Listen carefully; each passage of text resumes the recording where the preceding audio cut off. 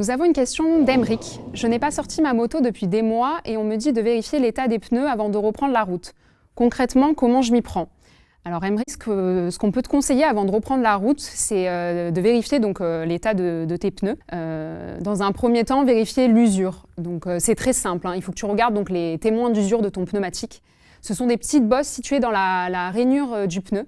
Lorsque la hauteur de la gomme en fait atteint ce témoin, légalement tu dois changer ton pneu. Après moi je te conseille quand même de le changer avant d'atteindre ce témoin parce que voilà, tes pneus te garantiront plus de sécurité sur la route, moins d'adhérence, donc tu risques le dérapage. Bien vérifier la pression aussi, c'est très important. Alors pas uniquement quand on ressort la moto pour la première fois du garage, on conseille de le faire tous les 15 jours ou tous les mois, c'est bien.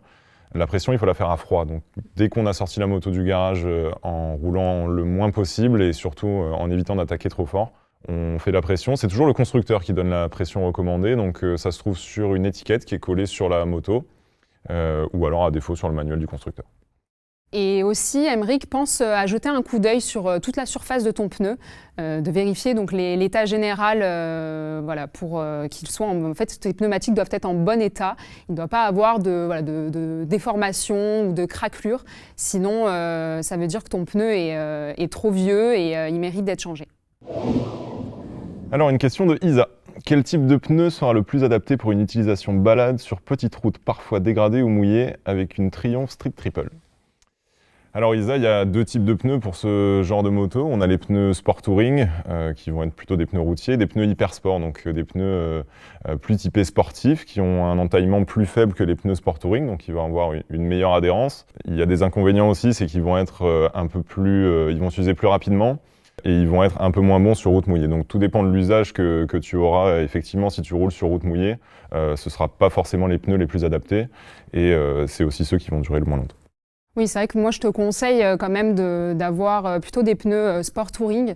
Ça sera voilà, tout à fait adapté pour ton utilisation. C'est vrai que surtout si tu as tendance à prendre des routes plutôt qui ne sont pas en bon état ou avec une chaussée déformée ou alors glissante, c'est vrai que le pneu Sport Touring t'apportera une meilleure adhérence que le pneu sportif et aussi une meilleure longévité dans le temps. Nous avons une question de Pierre. J'ai une CB500X de 2021 avec des pneus routiers d'origine, mais je souhaite faire un peu plus de chemin. Quel type de pneu sera le plus adapté? Alors Pierre, ce qu'on peut te conseiller, c'est que sur ta moto, des pneus trail pourront très bien convenir pour ton utilisation. Ça te permettra à la fois de faire de la route, mais aussi du chemin et surtout que tu pourras très bien trouver parmi tous les modèles qu'on retrouve sur le marché des pneumatiques pour ton usage. Ouais, grosso modo, il faut retenir que pour un trail aujourd'hui, on a deux types de pneus, les pneus cramponnés et les pneus plus routiers. Ça dépend de l'usage. Si on fait majoritairement de la route, de l'autoroute, là on ne peut que conseiller de prendre des pneus routiers, d'autant plus si on roule toute l'année ou par temps mouillé. Les pneus cramponnés, ils vont être plus à l'aise sur les chemins, donc ça dépend encore une fois de l'usage. Mais par contre, ils sont beaucoup moins confortables sur route et autoroute, et surtout, ils vont avoir une adhérence beaucoup plus faible sur route mouillée. Oui, donc tu peux trouver un mix entre les deux pour pouvoir à la fois faire de la route et aussi, quand tu le souhaites, aller un peu plus sur chemin.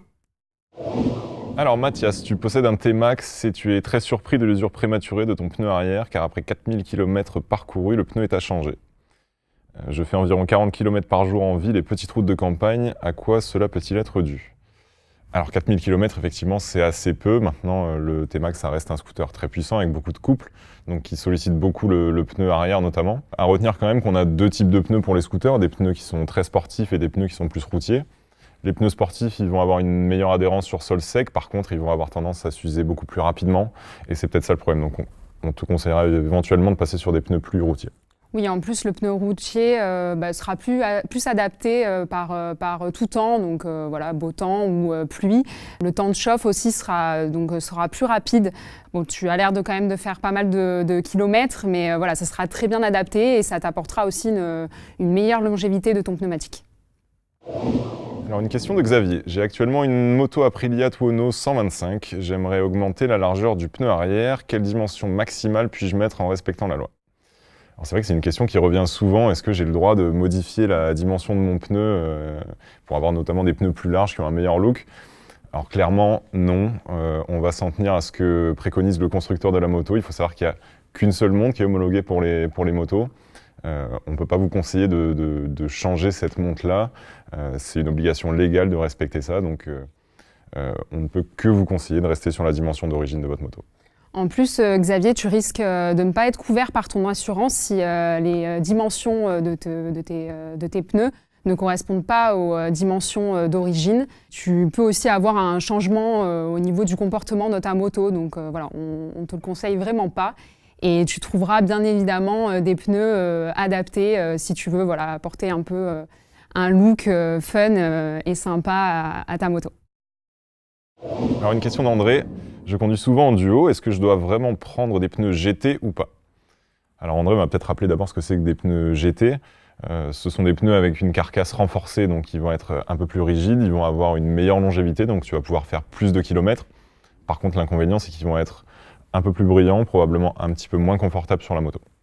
Et ce sont principalement donc, des dimensions arrière pour justement pouvoir supporter la charge sur la moto.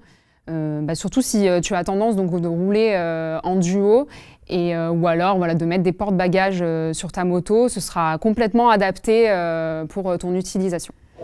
Nous avons une question de Salem.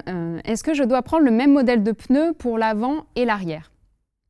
Alors oui Salem, je vais te conseiller quand même de prendre le même modèle de pneus à l'avant et à l'arrière. En fait, ça t'apportera plus de confort au niveau de ta conduite et plus de sécurité également.